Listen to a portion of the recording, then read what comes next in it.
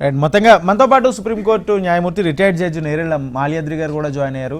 మాల్యాద్రి గారు జాగో జాగో కార్యక్రమంలో ఎంతో కీలక పాత్ర పోషించారు. మొదటి నుంచి కూడా న్యాయపరమైన చిక్కులకు సంబంధించి, న్యాయపరమైన సలహాలకు సంబంధించి కూడా అనేక విషయాలు పంచుకున్నారు. మాల్యాద్రి గారు ధన్యవాదాలు. చెప్పండి మాల్యాద్రి గారు, ప్రస్తుతం ప్రభుత్వం తీసుకున్న నిర్ణయాన్ని ఏ విధంగా చూడొచ్చు, మీరేమంటారు?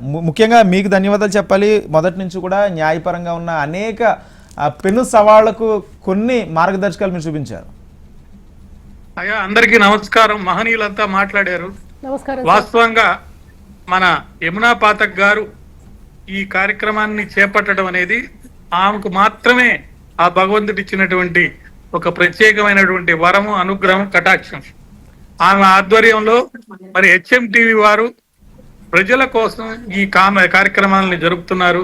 వారికి కూడా ప్రత్యేక ధన్యవాదాలు, కృతజ్ఞతలు, అభినందనలు. మహనీయులు అందరూ మాట్లాడిన వారందరికీ సుస్వాగతాలు.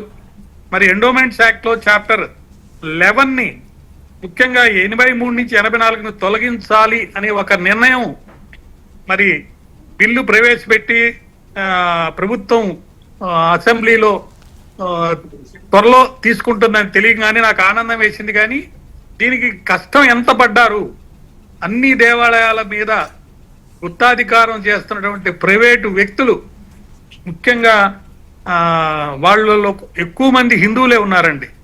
మరి వాళ్ళు ఈ మోసాలు, కబ్జా కోరులాగా తయారయ్యి వేల కోట్ల విలువైన దేవాదాయ భూముల్ని చారిటబుల్ ట్రస్ట్లు ఉన్నా కూడా ఆక్రమించి వెనక్కి ఇవ్వకుండా తిష్టవేసి న్యాయ వ్యవస్థలో ఉన్నటువంటి అవకాశాలని, లోటుపాట్లని తీసుకొని ఇన్ని రోజులు వాళ్ళు అనేక విధాలుగా ఇబ్బందులు పెడుతున్నారు. ఇప్పుడు చట్టం మారబోతుంది. అదే మారితే దేవాలయ చారిటీల సంస్థలకు చెందిన భూమి, భవనాన్ని ఎవరు ఆక్రమించినా గానీ వాళ్ళు శిక్షార్హులు.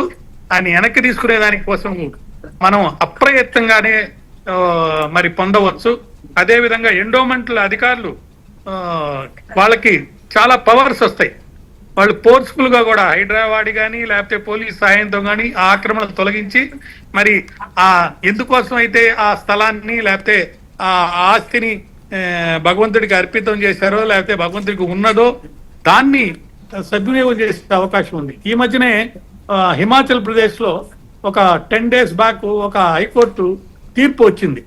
ఆ తీర్పులో ఏమన్నారంటే, దేవాలయానికి సంబంధించి ఎటువంటి ఆస్తి ఎవరు ఇచ్చినా కూడా, అంటే భక్తుల ద్వారా కానీ లేకపోతే ఇతరత్ర కానీ వస్తుంటాయి, ఆ వచ్చిన ఆస్తిని కేవలము దేవాలయ అవసరాలకు మాత్రమే వాడాలి. రోడ్లు వేసేదానికి, సంక్షేమ పథకాలకని అటువంటి వాటికి ఈ వాడటానికి లేదు అని ఒక తీర్పు ఇచ్చారు. దాని మీద కూడా మరి సుప్రీంకోర్టుకు వెళ్తారని తెలుస్తుంది.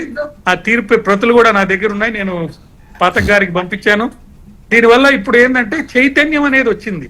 స్ఫూర్తి ప్రదాతలు HMTV వాళ్ళు, యమునా పాఠక్ గారు, ఇంకా ఆయన వాళ్ళ ఆధ్వర్యంలో చాలా మంది, ఇప్పుడే మన ప్రజ్ఞాభారతి గురించి చెప్పడం, నా మిత్రుడు రామ్ మాధవ్ గురించి, వీళ్ళందరి గురించి చెప్పారు. అందరి యొక్క సమూహంగా చేసిన ప్రయత్నాల ఫలితమే ఇది. అయితే కూడా మనం గవర్నమెంట్ ని అప్రిషియేట్ చేయాలి. వాళ్ళు మనకు చర్యలు తీసుకుంటున్నందుకు. ప్రభుత్వ అధికారుల, ప్రభుత్వ నాయకుల, ప్రభుత్వ రాజకీయ పెద్దల సహాయ సహకారంతో ఇంకా ఉవ్వెత్తున కెరటాలై లేచి మనము గుడుల ఆస్తుల్ని ఆ భగవంతుని అనుగ్రహం, కరుణా కటాక్షాలతోటి ఖచ్చితంగా కాపాడుకుంటాము. మన భారతీయ సంప్రదాయాలు, విలువలు, ఉపనిషత్తులు ఎన్నిట్లో ఏవి చెప్పారో వాటన్నిటినీ మనం ప్రజారంజకంగా అందరి ఆమోదంతో పోరాడైనా సరే, అవసరమైతే ప్రాణాలు అర్పించైనా సరే మనం తప్పక దాన్ని కాపాడుకొని మీ అందరి ఆధ్వర్యంలో మంచి చేస్తామని చెప్తూ, అదేవిధంగా ప్రస్తుతం ప్రపంచానికి దిక్సూచిగా హిందూ మతమే మారింది. హిందువులే ఇప్పుడున్న పరిస్థితుల్లో మరి అనేక దేశాల మధ్య గొడవలు జరుగుతుంటే లేకపోతే ఇబ్బందులు జరుగుతుంటే హిందుత్వంలో సమానత్వం లేకపోతే మంచితనము, ఇతర మతాలని గౌరవించటం, తప్పులు లేకుండా ఉండటం, ప్రేమానురాగాలతో ఉండటం, ఇవన్నీ కూడా ఇప్పుడు ప్రపంచంలోని అనేక దేశాలు పాటిస్తున్నారు, తెలుసుకుంటున్నారు. అరబ్ కంట్రీలో దేవాలయాలు కడుతున్నారు. మరి మన కంట్రీలో, మన హైదరాబాద్ లో మన దేవాలయాన్ని మనం రక్షించుకోలేకపోతే అక్కడ మరి వేరే దేశంలో అక్కడ దేవుణ్ణి నమ్మని మతం ఉన్నటువంటి దగ్గర మరి అక్కడ ఎలా, కాబట్టి ముందుగా మనమందరం ఏకతాటిపై హెచ్ఎండి నాయకత్వంలో కానీ మరొక నాయకత్వంలో కానీ, లేకపోతే ముఖ్యంగా ఇప్పుడు మన యమునా పాఠక్ గారు ఒక సంస్థ గురించి కూడా మొన్న పెద్ద వేదిక జరిపి ఒక కార్యక్రమాన్ని జరిపారు. అక్కడ కూడా చూశాను, చాలా మంది ఉన్నారు ఇప్పుడు, త్యాగదనులు ఉన్నారు, మహనీయులు వాళ్ళేనండి. ఎవరైతే ఇతరుల యొక్క ఇబ్బందిని తొలగిస్తారో, ఎవరైతే భగవంతునికి ప్రీతిపాత్రులు అవుతారో, ఎవరైతే నిత్య సంతోషిగా నిత్యాన్వేషణలో ప్రజ్వరిల్లుతూ వాళ్ళ పెదాలపై, చెక్కిళ్లపై, కళ్ళల్లో త్యాగం, ప్రేమ, అనురాగం, చిరునవ్వులు అందరికీ పంచుతారో వాళ్ళే మహనీయులండి. డబ్బు గలవాళ్ళు లేకపోతే పదవులు ఉన్నోళ్ళు కాదండి.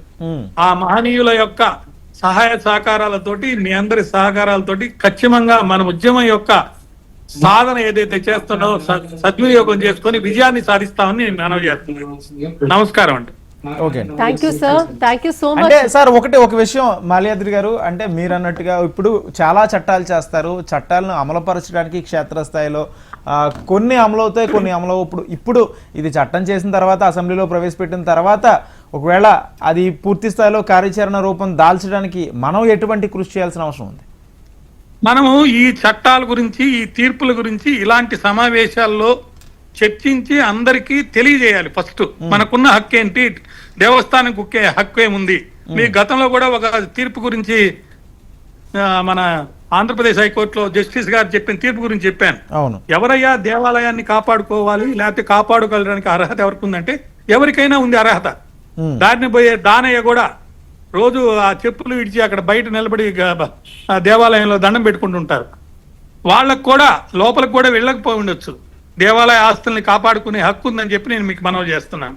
కాబట్టి మనం అందరం కేవలం ప్రచారం కోసం, లేకపోతే ఏదో అట్ట ప్రగల్భాలు పలికే వ్యక్తుల్లాగా కాకుండా, ఎలా ఇప్పుడు ఆమె ఆధ్వర్యంలో మనం కార్యక్రమాలు జరుపుతున్నాము, వాటిని కొనసాగిద్దాం. న్యాయపరంగా ఏ చిక్కులున్నా, ఎటువంటి ఇబ్బందులైనా, అవసరమైతే మా ప్రాణాన్ని సైతం త్యాగం చేస్తాము. అవసరమైతే ప్రాణాలు తీసేందుకు కూడా సిద్ధమైన కార్యకర్తలు ఉన్నటువంటి హిందూ మతం అండి. త్యాగం, ప్రేమ, అనురాగం కలిగినటువంటి హిందూ మతం. అందువల్ల నేను మనవి చేస్తున్నాను, ఖచ్చితంగా ఈ వచ్చే చట్టాన్ని మనం అవకాశం తీసుకొని దాని ద్వారా ప్రజలకి, సమాజానికి తగు రీతిలో దిక్సూచైనటువంటి దేవాలయాలని ఆధ్యాత్మిక కేంద్రాలుగా ఉంచేందుకు కోసం పోరాటం జరుపుతామని మీకు నేను మనవి చేస్తున్నాను. సార్, సెక్షన్ 83, 84 సంబంధించి తొలగించాలని నిర్ణయం తీసుకుంది ఎట్టకేలకు ప్రభుత్వం. మరి దీనివల్ల స్పెసిఫిక్ గా జరిగే పరిణామాలు ఎలా ఉంటాయి సార్? అంటే ఇప్పుడు ఈ సెక్షన్లు తీసేసినందువల్ల కొత్త సెక్షన్లు వచ్చినప్పుడు అన్యాక్రాంతమైన భూముల్ని తిరిగి త్వరితగతిన న్యాయ ప్రక్రియలో పొందేందుకోసం చక్కటి అవకాశాలు మనకు వస్తాయి.